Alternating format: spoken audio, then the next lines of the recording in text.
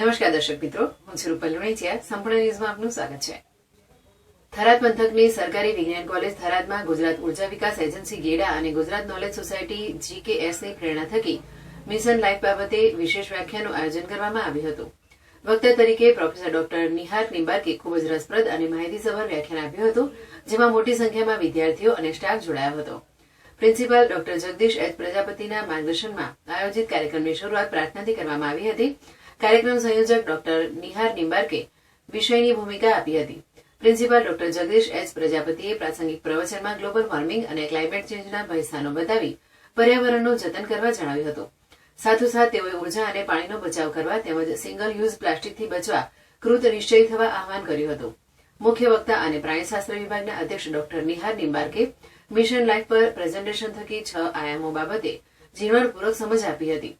તેઓએ green house અસર અને વાતાવરણમાં કાર્બન ડાયોક્સાઇડની વિઘાતક અસર બાબતે પ્રકાશ પાડ્યો હતો. આ માટે જીવનશૈલીમાં સુધારો કરી કેટલીક ખોટી આદતો સુધારવા અનુરોધ કર્યો હતો.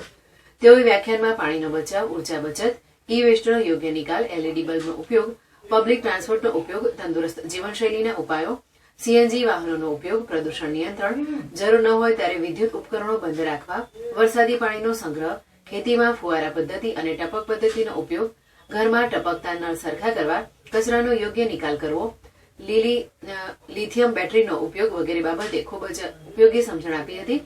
અંતે મિશન લાઈફ અંતર્ગત સૌએ પર્યાવરણ જતન માટે શપથ લીધા હતા. આ પ્રસંગે વિદ્યાર્થીઓએ પર્યાવરણની જાળવણી માટે પોસ્ટર પ્રદર્શન કર્યું હતું. ડોક્ટર રાજેશ મારુએ આભાર વિધિ કરી હતી. સમગ્ર કાર્યક્રમમાં ઉદ્ઘોષક તરીકે સેમ 1ની વિદ્યાર્થીની ચેતના માળીએ ફરજ બજાવી હતી.